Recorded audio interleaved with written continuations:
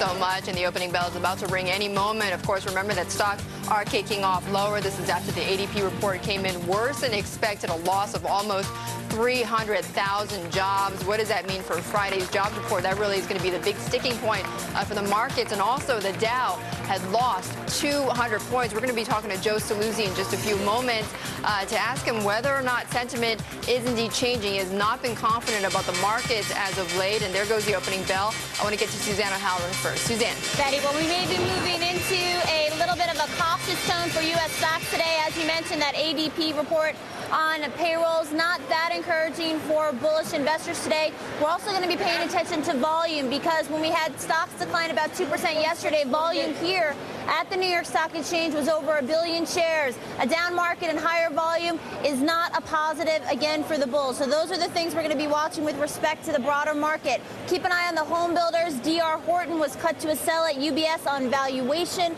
More calls like this is what we're starting to hear from the analyst community, telling investors to lock in some of the profits they've seen this year. D.R. Horton is one of the home builders that's gained over 80% this year, so watch housing stocks today. Also keep an eye on the financials, because we were seeing some early weakness. AIG, for example, is indicating a lower open yet again. Sanford Bernstein recommending earlier this week to sell that stock. So watch shares like AIG. The insurers were a big weight on the market yesterday, along with banks and brokers. We'll be looking to see if we have another confirmation of that trend today. I also want to mention some deal making. Danaher in the news, paying $1 billion for assets, various medical assets from a Canadian company, MDS, and also Life Technology. So some deal making that we are watching today. Not a lot, but nonetheless, $1 billion deal is important to some investors. Other things we're watching today, Betty, at 10 a.m. we've got factory orders. At 11:30, roughly 11, we'll hear from Atlanta Fed President Dennis Lockhart. His comments will be closely watched by the equity market.